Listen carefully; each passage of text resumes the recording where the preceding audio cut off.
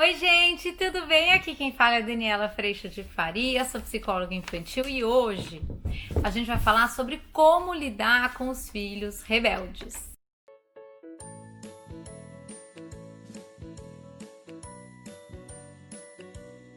Ei, turma, tudo bem? Antes de mais nada, se inscreva aqui neste canal, dê alerta no sininho para que você possa sempre receber notificações dos conteúdos novos.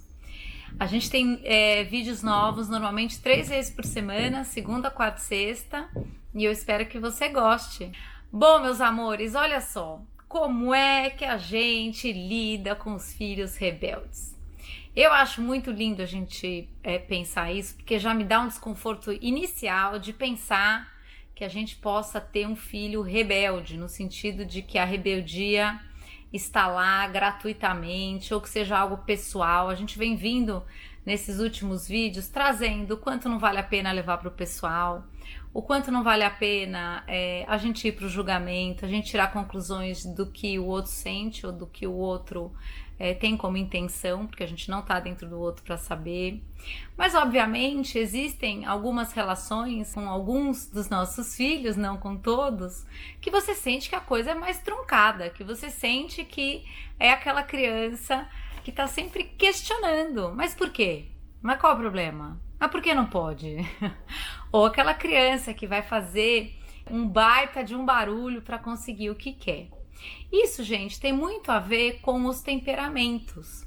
E lá no curso online a gente trabalha bastante esse conceito dos temperamentos, do quanto todos nós somos imperfeição, do quanto todos nós temos um mix de temperamento e do quanto todos nós temos, sim, atitudes de desconsideração e violência, independentemente de que temperamento a gente tenha.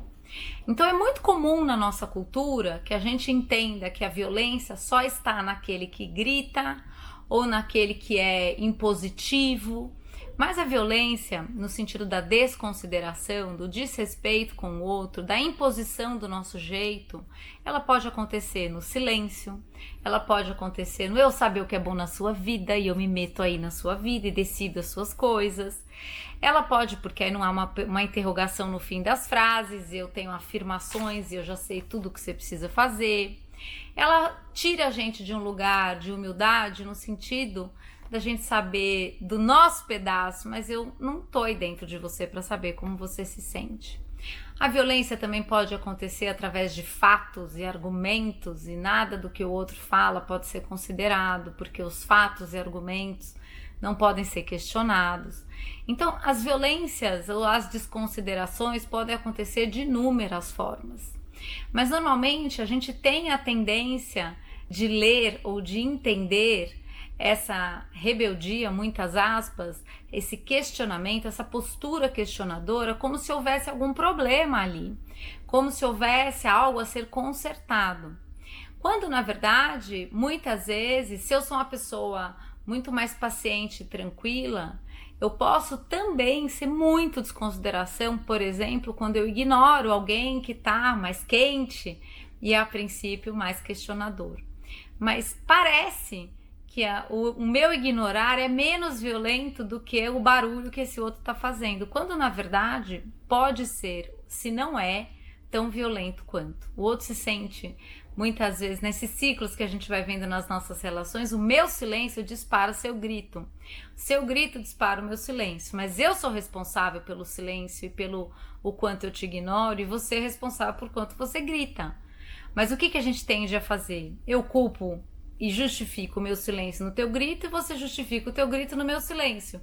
E aí a gente segue gritando e silenciando e ignorando, justificados nos outros. Lá no curso, gente, que eu vou deixar o card aqui em cima para você saber mais, a gente põe muito a lupa dentro da gente.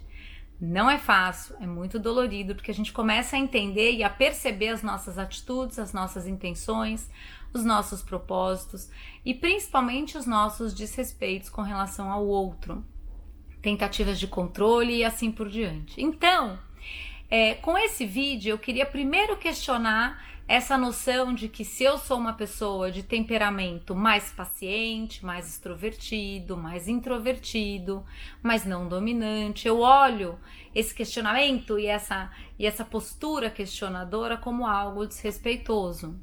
Mas não necessariamente a minha postura não desrespeita. Primeiro eu queria trazer essa reflexão para vocês.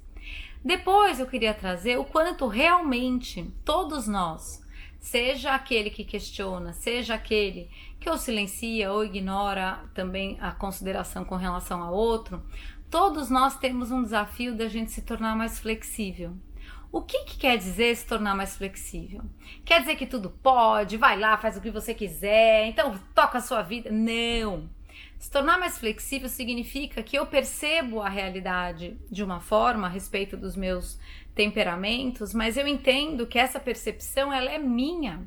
E eu vou até você para eu entender as suas necessidades e as suas percepções para que a gente crie aqui entre nós um espaço de consideração.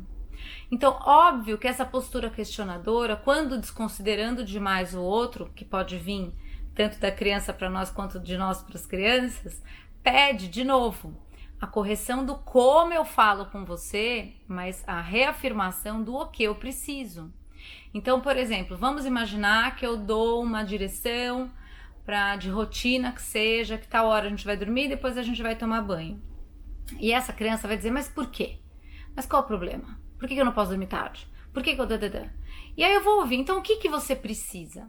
Não, eu preciso dormir um pouco mais tarde porque eu quero estar com meus amigos que estão de férias agora também e amanhã não tem que acordar tão cedo. Então, a gente pode ajustar essa medida de um jeito que esteja bom para você, mas que certeza esteja bom para o adulto. Por quê? Porque o adulto vai dando este norte. Mas este norte, quando considerado quando a criança está considerada nesse norte, a chance de colaboração, de compreensão e de entendimento, ela é muito maior. Então, nesse processo, a gente precisa entender que os temperamentos, eles não podem ser vistos como o temperamento bom e melhor e o outro tem um temperamento ruim. Todos nós temos temperamentos, todos nós somos falhos, todos nós temos as nossas inflexibilidades e a nossa postura com mais rigidez e mais desconsideração. Isso só aparece de formas diferentes devido às diferentes misturas de todos esses itens que compõem o nosso temperamento e a nossa personalidade. O grande desafio humano, se a gente for para pensar, é a gente aprender a conviver num espaço de consideração, que não seja nem tudo para o meu lado, nem tudo para o teu lado. A criança que, a princípio, a gente considera popularmente como uma criança rebelde, talvez esteja sendo plenamente desconsiderada. Talvez esteja, como eu falei no vídeo, também hiper habituada a tudo acontecer do jeito que ela quer por conta dessa forma de questionamento. Então é muito importante a gente entender, tem um pedaço que é do outro, tem um pedaço que é meu. Tem um pedaço que conta de como é que a gente está se relacionando, mas ainda assim, na nossa relação, tem um pedaço que é meu e tem um pedaço que é do outro. Lá no curso online, gente, a gente aprofunda tudo isso com exemplos do nosso dia a dia, com situações vividas aí na sua casa, na minha casa, e a gente aprofunda no detalhe toda essa experiência, todo esse entendimento de postura. Eu ainda queria trazer essa noção de expectativa. Quando eu tenho um temperamento, percebam a violência que isso é. Quando eu tenho um temperamento de mais paciência, por exemplo, eu tenho a expectativa de que o outro deveria ser tão paciente quanto eu sou. Quando eu tenho essa expectativa e a hora que ele é um vulcão em erupção e eu já venho e falo, tá vendo? Lá vem você de novo explodindo, você não adianta, você de novo. Essa postura, ela também pode ser muito violenta e repleta de desconsideração. Agora imagina se eu viro pro outro e falo, se acalma, eu entendi aí na sua erupção vulcânica que existe algo muito importante acontecendo para você, mas então você vai se acalmar, falar comigo com respeito, e aí eu vou ver o que você precisa, e aí nós vamos ver o que é possível fazer. Às vezes é possível achar um meio do caminho, que vai estar bom para você adulto sempre, e que vai considerar essa criança ou esse adolescente que seja. Às vezes vai ser com todo o acolhimento do mundo que eu vou te dizer, não, eu sinto muito, e existe ali um espaço de aprendizado enorme acontecendo, que o acolhimento ajuda bastante do lidar com a frustração da vida que se apresenta.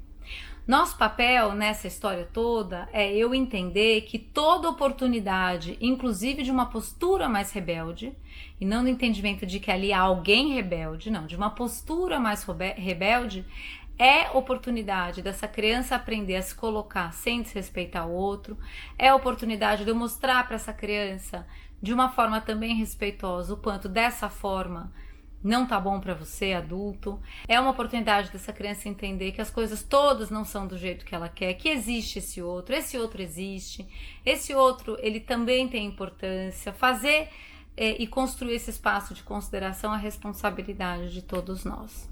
E aí, gente, coragem para mudar esse lugar, coragem para sair dessa história, às vezes, tão impositiva e dessa vontade tão grande que a gente tem de, às vezes, catar o controle, seja pela força mesmo, para perceber que pelo convite à responsabilidade, a gente realmente constrói um caminho de mais humildade, de mais percepção de si mesmo, de mais espaço de perdão, de mais arrependimento de quando trata o outro com desrespeito, tanto da parte das crianças quanto do nosso pedaço. Nesse sentido, a gente vai construindo a oportunidade de entender todos esses momentos como assim a possibilidade de semear responsabilidade a respeito do que essa criança faz e do que nós fazemos também. Para desmontar essa história toda, coragem. Coragem de frustrar, não que você vai frustrar de propósito, mas coragem para acolher o sentimento. Não tenha medo do sentimento e da emoção, porque a hora que a gente entende que a raiva, por exemplo, a fúria, por exemplo, normalmente estão contando de uma tentativa de que tudo fosse do meu jeito, de uma tentativa de controle, ou do quanto há frustração, porque não está sendo do jeito que eu quero, eu começo a não mais ficar me relacionando com esse sentimento e sim acolher o que foi o disparador desse sentimento, ou seja, acolher a frustração e a situação em si e convidar essa criança a comunicar o que ela precisa de uma melhor forma. Nesse sentido, a gente sai dessa armadilha tão comum, gente, que é, nossa, porque ele tá muito rebelde, nossa, mas ele é tão rebelde, nossa, mas ele é tão não sei o quê, que nessa afirmação do você é, essa criança, ainda nessa construção de identidade, acaba muito mais colada nessa característica do que livre dela, ou responsável por ela, ou convidada ao aprendizado para lidar com as mesmas situações tão desafiadoras de uma outra forma. Quando a gente entende, fora da expectativa e exigência de que já devia saber que ali está tendo uma oportunidade de aprender, a gente começa a contar para o outro como é que eu me sinto quando você fala assim, o que eu preciso de você, eu tô entendendo que você precisa de alguma coisa importante, mas me conta o que é, porque desse jeito eu não tô entendendo, se acalma, eu tô aqui para te ouvir, mas não tô aqui para atender tudo que você quer. Então a gente vai ver o que é possível e vamos em frente. É muito nítido, eu tenho acompanhado muito a experiência de muitas famílias, seja aqui no consultório, seja no curso online, de como esse processo se transforma e de como na transformação desse processo a gente vê principalmente as crianças crescendo. Eu não posso deixar de dizer o quanto a gente também está aprendendo a fazer isso, porque a nossa vontade e a nossa frustração é a percepção de que a gente também não controla, a gente não tem tudo do nosso jeito. E como pais, muitas vezes a nossa vontade é essa. Já reparou? Que a gente queria que o outro fosse exatamente como eu queria que ele fosse? Que eu queria que o outro reagisse e respondesse exatamente do jeito que eu gostaria que ele respondesse, ou do jeito que eu acho certo responder, quando na verdade a gente está tendo a oportunidade, e principalmente a criança, de aprender a fornecer uma melhor resposta.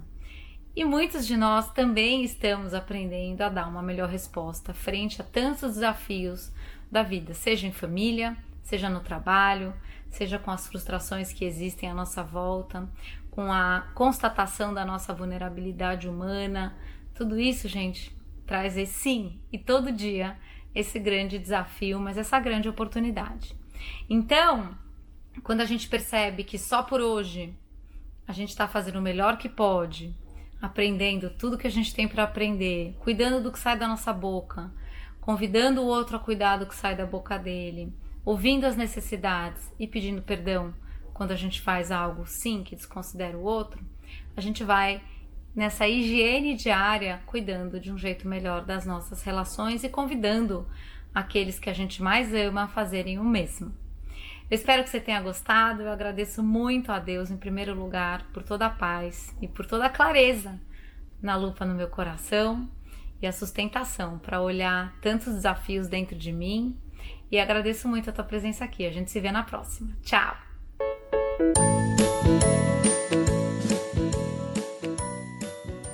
Se você gostou desse vídeo, se inscreva no canal e espalhe essa ideia. Tchau!